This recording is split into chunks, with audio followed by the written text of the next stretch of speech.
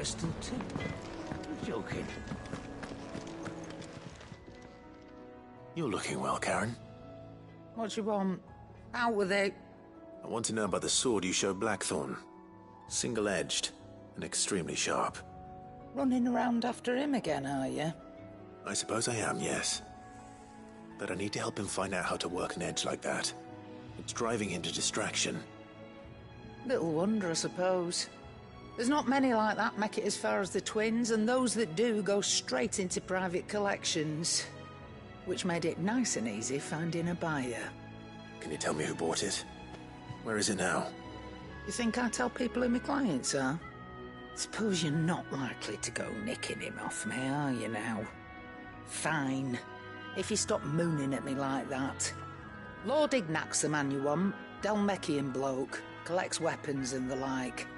And he's got more money than sense, which is why he's one of mine. Reckon he'll still be at the inn in Dalamit. Thank you, Karen. Oh. And he's... I appreciate the warning.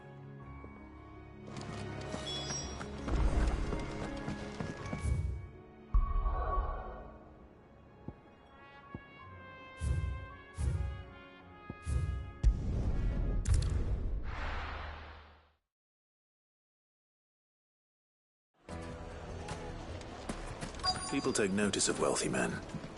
Shouldn't be too hard to track down Karen's collector. Its fang is gone. The whole mother crystal gone. What are we gonna do? Calm yourself. We don't know for sure. It could have just been a tremor.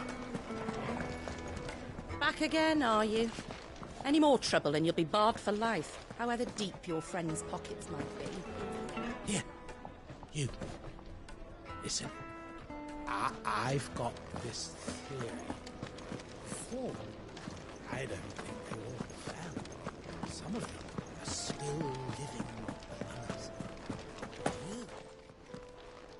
My reputation will be ruined! Ruined!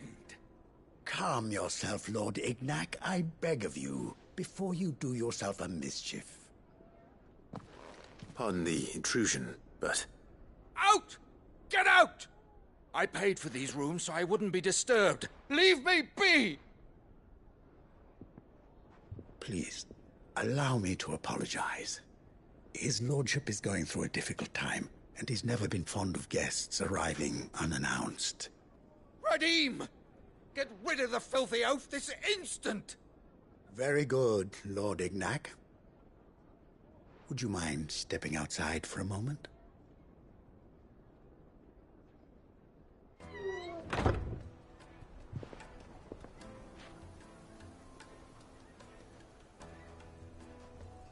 I'm sorry if I've caused you any trouble. That? No. That's just how his lordship is. Though the morning's events have left him somewhat fractious. He's been dispossessed of his luggage, you see. The thieves also made away with a considerable amount of coin. Coin the innkeeper will soon be keen to collect. I don't suppose a certain blade was among the stolen items. A single-edged sword. It was purchased from a merchant friend of mine. Ah, you know Lady Karen. Yes, I'm afraid it was. Then I'll retrieve Lord Ignac's luggage. But I have one condition. You have but to state it. You are welcome to anything that is within my power to grant. I want an audience with Lord Ignac. A few minutes should be enough. Then I'll be on my way. A condition I would be a fool to refuse. Of course, you shall have your audience. I don't suppose you saw where the thieves went. I did not, no. Though some discreet inquiries made on his lordship's behalf mean that I know where you might... Every ill-gotten coin in Dalamil is said to pass... And that's where I'm heading. I shall speak to Lord Ignac in your absence. And that will be very kind of... Farewell.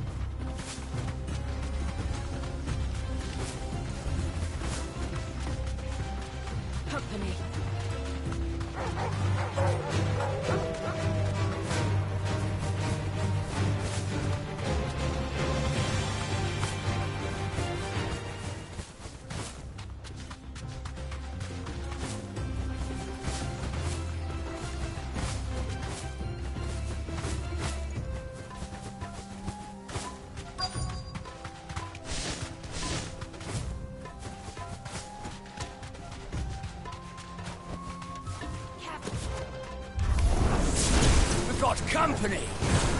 Come on, lads, let's tear the bastard's head off!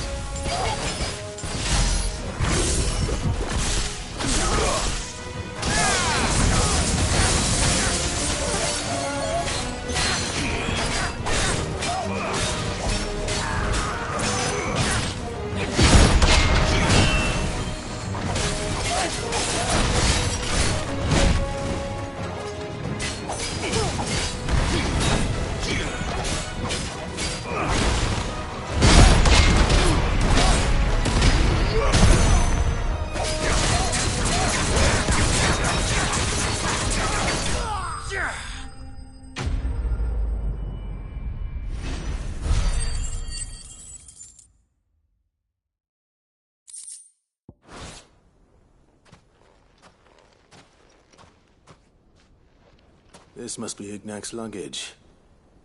Nothing seems to be damaged. All right. Let's get it back to Dalamel.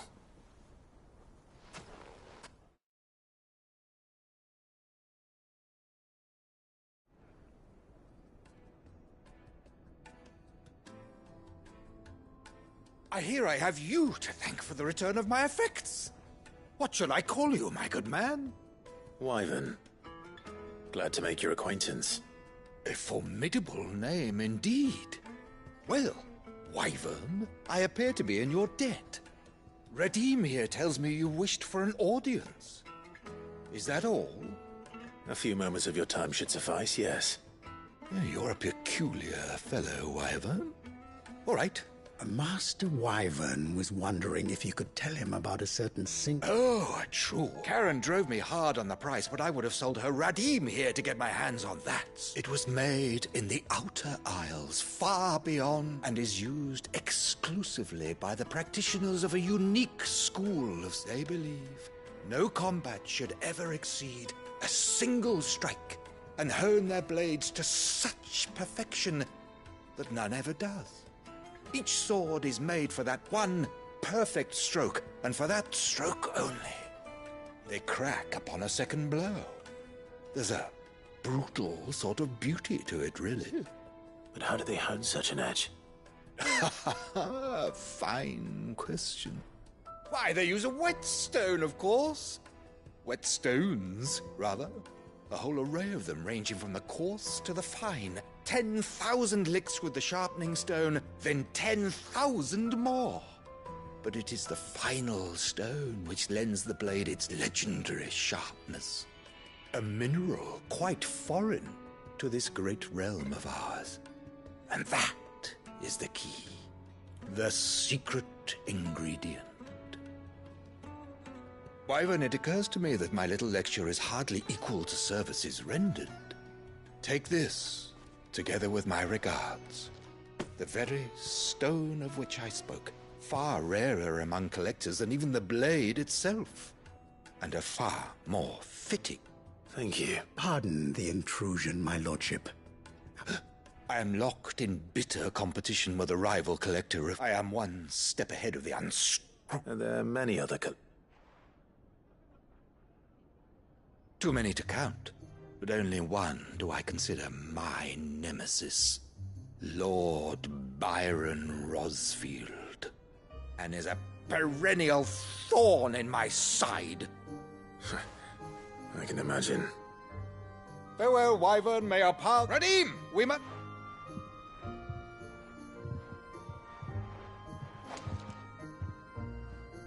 I think his lordship is rather taken with you, Ma. Coming, my lordship.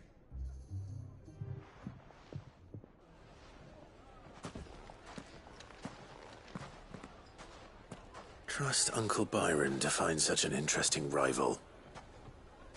Now, let's see what Black...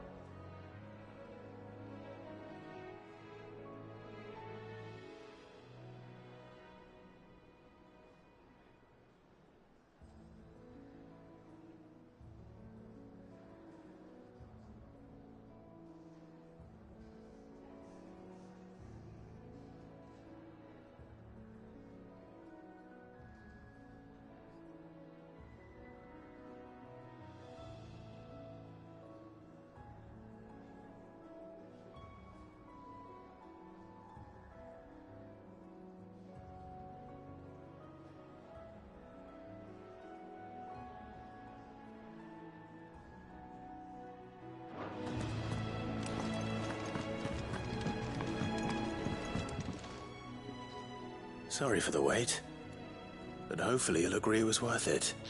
You learned something about that sword, then? I did better than that.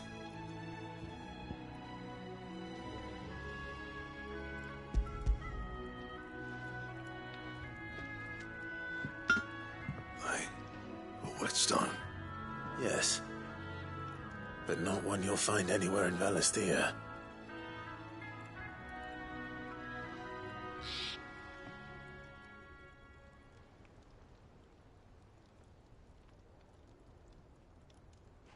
No wonder I couldn't get the same finish on the grinding wheel. One hit and all done, eh? Might not be so bad if all you ever fought were duels. Good luck on the battlefield. Your second opponent would be your last, no matter how good you were. Even so, is there some way it could be used to give the Cursebreakers an edge? I think so, yeah. With this whetstone and the right kind of steel, I could probably even make a twin of the blade at but there'd be no replacing this little rock once I worn it down to a slip. I reckon we get a dozen swords from it, if that. Swords that the Cursebreakers wouldn't know how to wield properly, and that would see them through a sink. No point trying to copy that thing. Be about as much use as a wax but finishing our blades with a whetstone this fine. And what's finer than fallen masonry, eh? Or more hard-wearing, for that matter. Just imagine it. Good Valisthean steel with an edge as sharp. I won't make a copy, nah. I'm sure the Cursebreakers will be just... No, I've been working day and night since I was half your age. And I'll still be here when... Hey, I owe you one. August 2. It's good. You'll be happy to hear you said that. And I'll see that my debt to you's paid. First new blade I make's got... You come and find me when you've got the material. Right?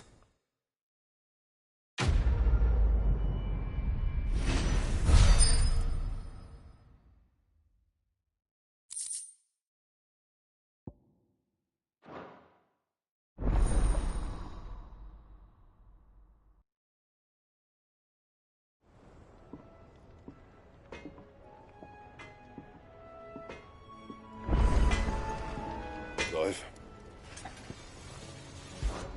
So, what'll it be?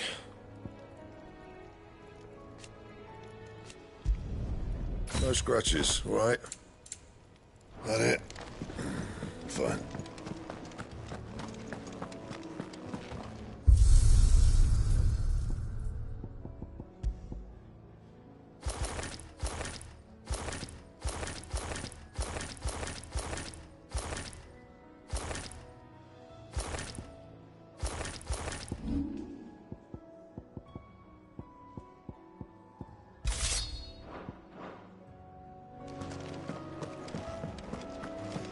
He cracked the crystal too? You're joking.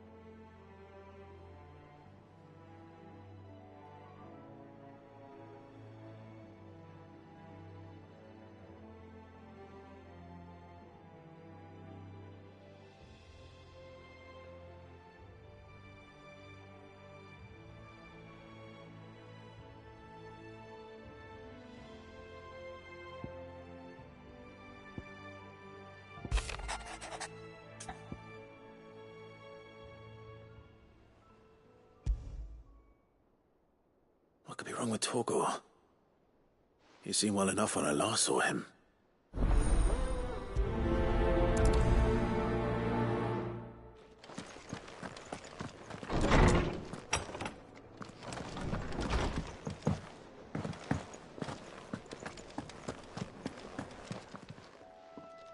I got your note. You think something's wrong with Torgor? So you can read. Congratulations.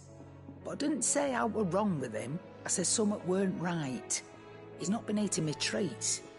He used to love cracking the bones from Molly's boiled brown, but now he won't so much as look at them. Didn't like him. Which is why I'm of a mind that his mind's on something else. You've not been working him too hard, have you? No harder than usual. Is that it, boy? Do you need a rest? What was it he said he was? A frost wolf? That's what the lawsman seems to think.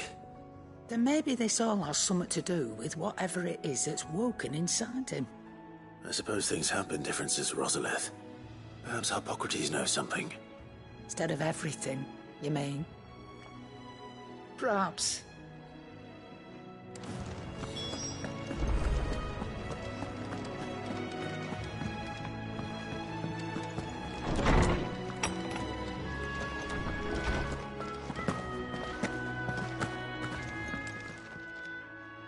Lawsman, I need to ask you about Torgor. Something's not right with him. He isn't ill, is he? I don't think so. But according to Lady Karen, he seems to have lost his appetite, which is certainly a new development. She says he's hardly been touching his bones of late, and she believes it may have something to do with what happened at Rosalith Castle. I rather think she might be right, though not about his appetite. All canids are instinctively inclined to crack open bones for the rich marrow that resides within, and I see no reason why a frost wolf should be any different. Accordingly, I suspect it is not a lack of appetite that afflicts Torgor, but a surfeit of it. If we assume that his newfound magics require additional nourishment to sustain, it may well be that the bones Lady Karen is accustomed to providing are no longer sufficient. Frost wolves, after all, habitually prey upon far larger animals, whose bones may yield altogether different nutrients. As to where one might find a suitable substitute, some antelopes that graze... I don't recall ever seeing any... And little wonder. The oldest and largest such creatures rarely leave the safety of the highlands, for the last elder antelope sighting I recall hearing about took place near... Even so. Good hunting, Clyde.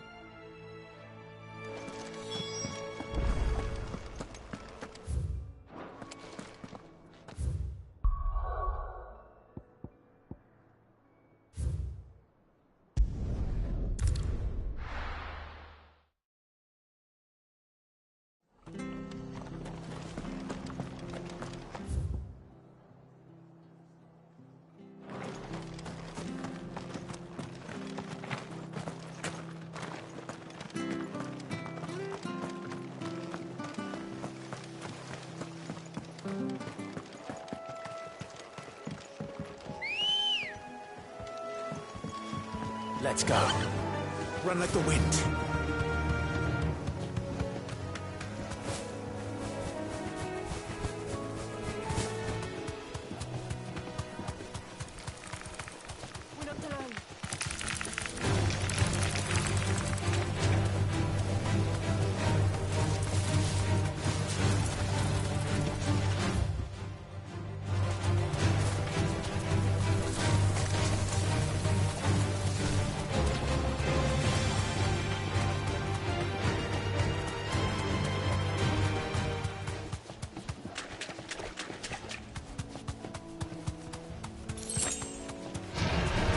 Mistakes. But it's certainly quiet. If I were a jungle antelope, it seemed like just the place.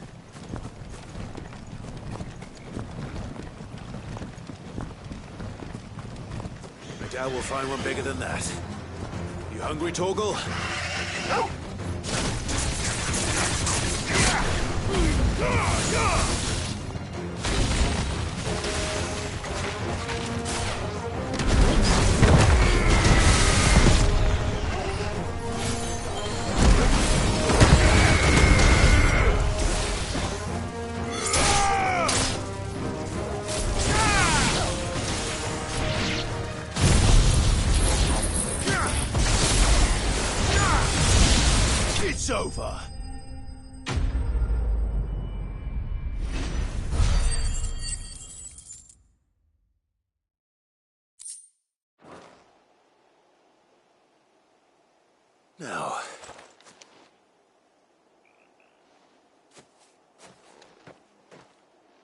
Will it be enough, I wonder?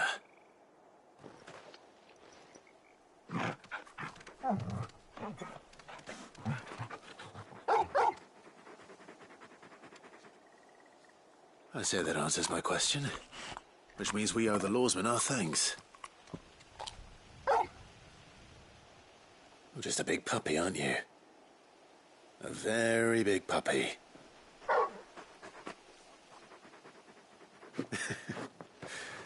You do know you can take that with you, Torgal. Lady Karen will be relieved to hear you've got your appetite back. Come on, boy.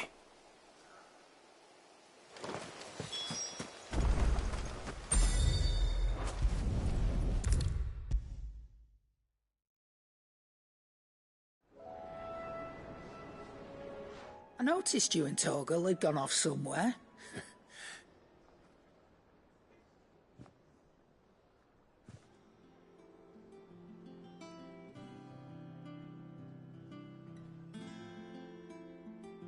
So, Molly's leftovers weren't good enough, eh? That'll teach me for treating you like you're still a pup. All right. Now we know what you're after. I can see about Gaisel. Speaking of which, I brought one for later.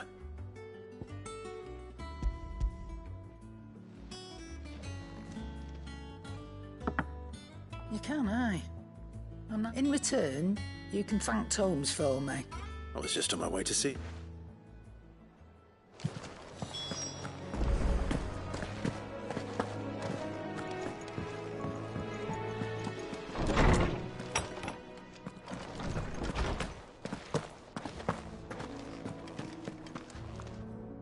Ah, Clive.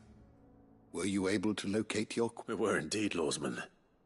You pointed us in exactly the right direction. Very good. Lady Karen sends her thanks, by the way. For your part. Ah. But that reminds me. Do you recall our conversation concerning Lady Jill's role in Torgal's transformation? About how she somehow... Precisely that. A reasonable conclusion, I thought. The Fenrir of legend served Shiva, and while the powers attributed to him are certainly impressive, the records imply they are somewhat different in nature to those you describe. What are you suggesting? That Torgal may be the beneficiary of more than one icon's power. Consider that in addition to Lady Jill, he has served as a loyal companion to you, your brother, and even the late Cid. In short, the icons hitherto near at hand, or should I say at paw, have been diverse and plenty, and that number has only grown as the realm's dominance have fallen to your sword. One can but speculate as to how all... He has seemed more... And if I am not mistaken, he will grow fiercer still. We are fortunate in...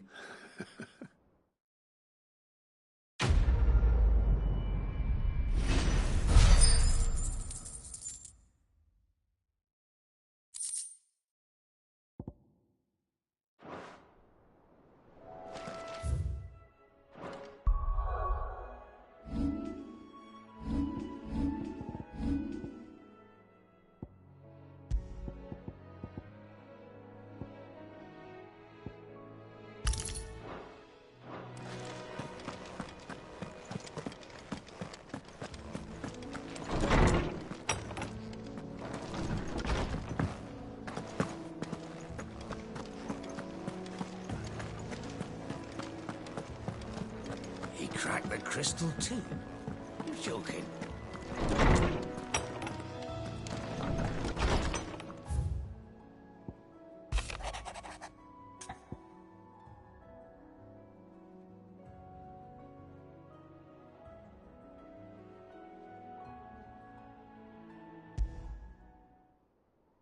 Trouble with the ledgers. Shouldn't he be asking Otto for help?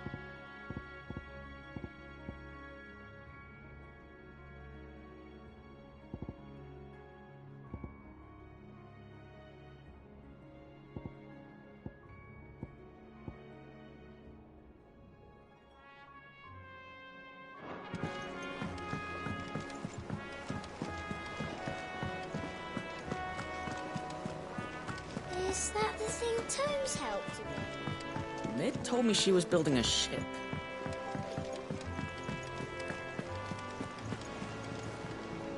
Clive, did you get my letter? That's why I'm here. Shh. Otto might be listening. Is this better? A little. Listen.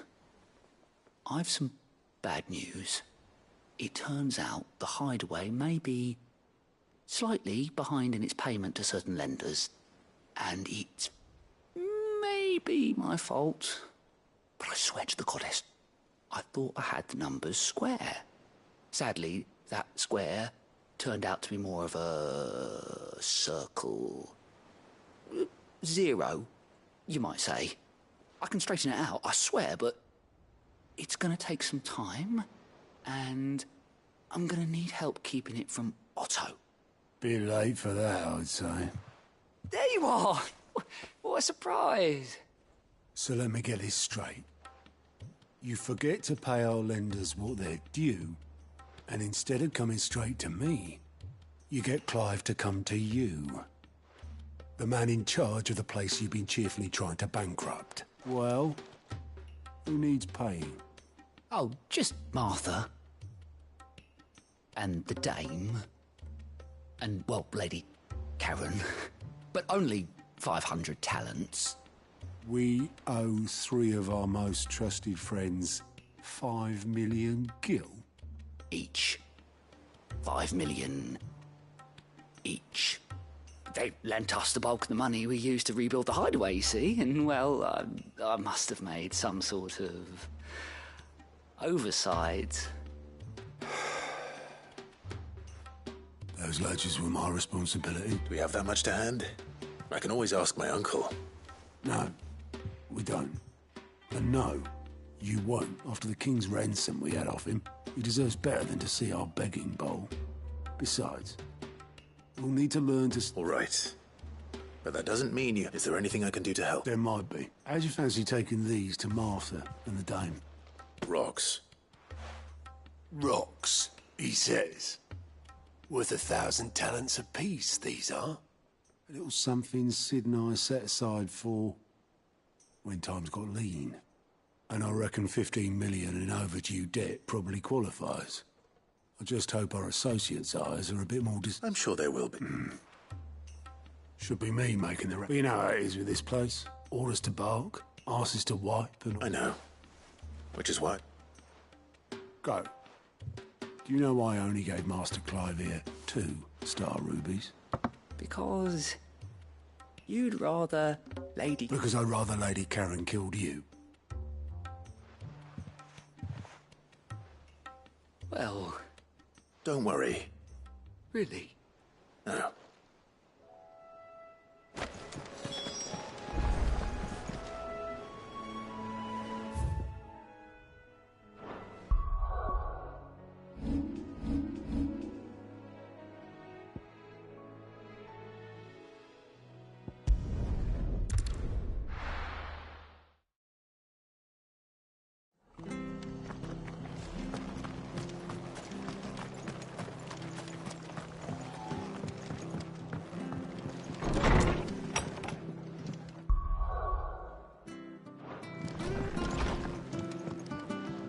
Clive, we weren't expecting you.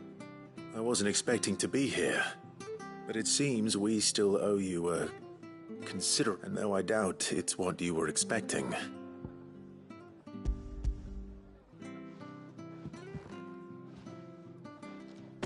A star ruby? I can't accept this. It's worth at least twice what you owe me. More if you can find yourself the right buyer. Think of the difference as interest. Interest? If word got out I charged that much, no one would ever... Anyway, why are you the one here asking me about that? Bit much sending the Lord Marquis out to sell your debts, isn't it? The old goat working himself to death. Something like that. Most days I think he's... Same as always. Back when the place was nothing but a twinkle in the eye of a recently retired Lord Commander. Word is he was the first one Sid reached out to. Probably knew that without his strong arm and level head, the idea... Sid may have been the face of the Hideaway, And when Sid passed away, we were all worried that would be the end of it. His death was hard on everyone. But he didn't give up, did he? Quite the opposite, in fact. If I recall, I reckon what he saw in Sid, and don't we all? Doesn't hurt that you're half as stubborn and twice as hands. That, and you keep...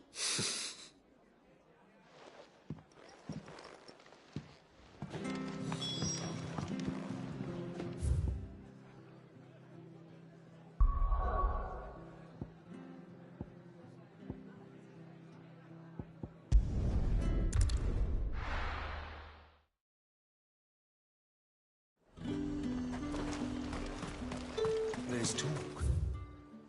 Have a glass.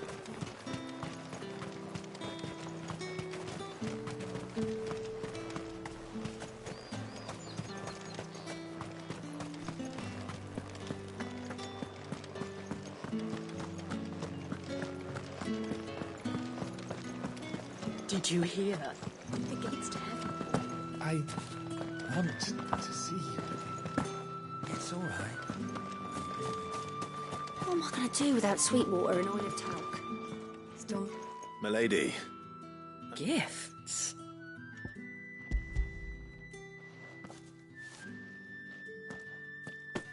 Oh, my. Clive, you really have outdone yourself. Otto asked me to give it to you. To settle the Hideaway's debt with the Veil. And to compensate you for the time it took us to do so. You disappoint me, Clive. I thought you might finally be warming to me. Tell Otto he can keep his baubles. I tried to tell him as much the first time around. The man owes me nothing. My contribution to the restoration effort was made freely and... You once told me Sid did you a kindness. I'd like to do the same. And for Otto's. For all of us. Otto is lucky. I doubt anything could ever replace his son. But you and the others at the Hideaway are the closest thing he has to family. Otto had a son. Long ago. Yes.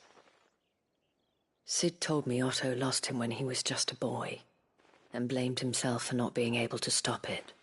I don't know how it happened, whether there was anything he could have done, but it was clear that it weighed heavily on him. I didn't know. How could you have? I doubt anyone did. Besides Sid, I've never met a man more keen to bear his sorrows in stoic silence. An ill habit, given that both have always been surrounded by friends desperate to help them. I'm beginning to see that.